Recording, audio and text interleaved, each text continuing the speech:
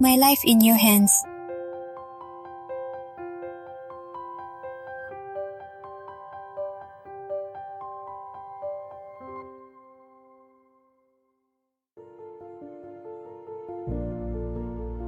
One of those clear-skied mornings, I went out on my motorcycle heading into town to do some shopping that was needed at the church.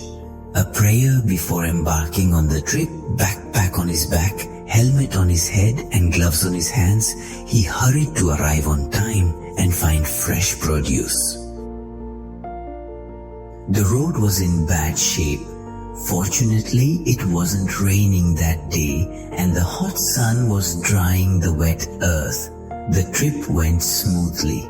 The heart meditated on the activities that there would be for those days in the church and made every effort to make things go right suddenly in one of those narrow parts with a silent curve.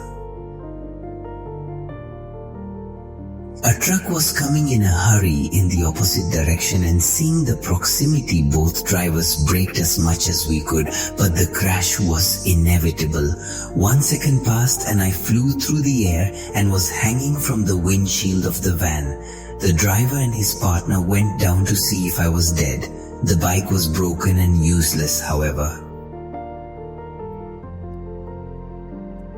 I barely had bumps on my fingers and part of my legs. I was taken to the hospital to be examined, and a few hours later the doctor discharged me because everything was fine, like he didn't die in an accident.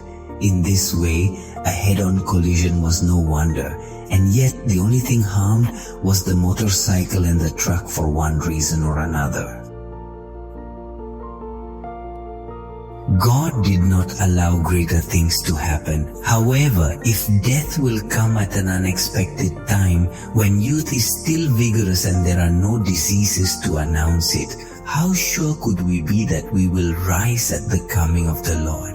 If life is in His hands, if the heart is in the trusting one,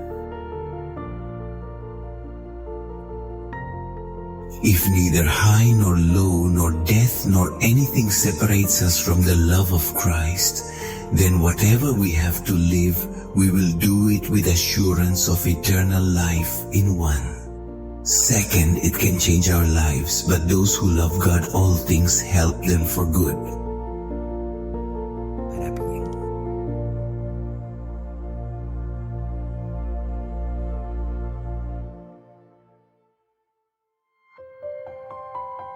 For to me to live is Christ and to die is gain. Philippians chapter 1 verse 21.